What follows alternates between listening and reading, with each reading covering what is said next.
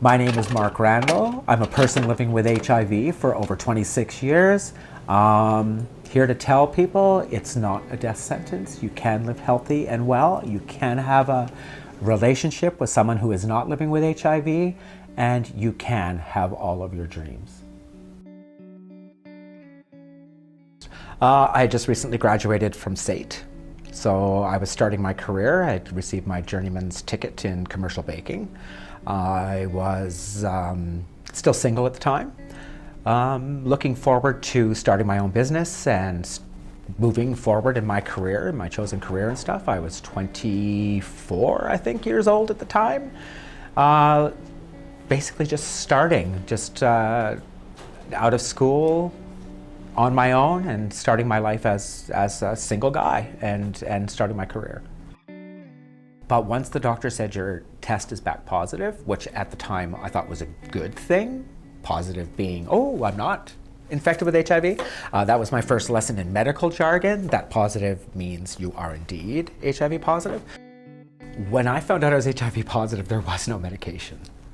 There were no options. It was, you have 3 to 5 years, get your affairs in order, and 5 years is really optimistic. So my doctor was pretty clear. In the first year, there were definite thoughts of suicide, a couple of road trips that had a plan of not returning. I was sick and weighing 98 pounds and unable to pretty much get off my Chesterfield by 1994. I first got involved with Community Link as a volunteer, and that wouldn't have been until 1996, and that was after I recovered from nearly passing away from my HIV infection. The medications I got access to were new. They were incredibly effective, literally taking me from my deathbed back to work. So as a way of getting back into the workplace after a number of years not being able to work, that's how it's done. Was to volunteer. And I thought, what better place to start volunteering than with an AIDS service organization.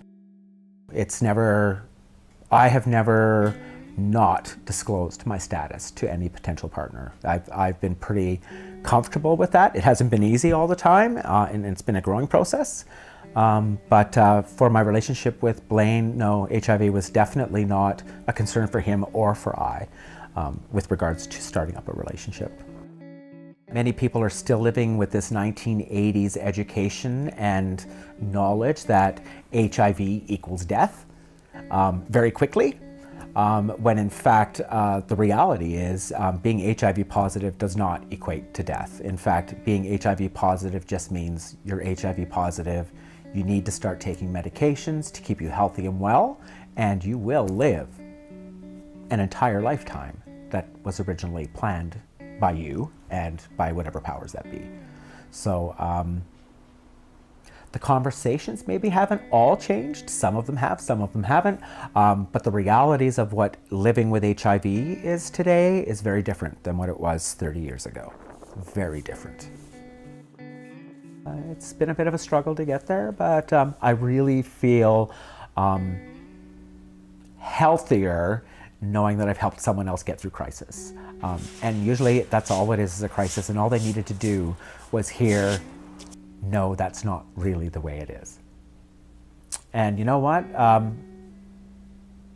People are still going to treat you like crap when you disclose, but you will be surprised at the number of people who will treat you with love and warmth and embrace you for who you are, without question. So if I can do those kinds of things for other people living with HIV, struggling to try and come to terms with what that means for them, awesome, awesome. That's what I believe my infection was meant for me to do.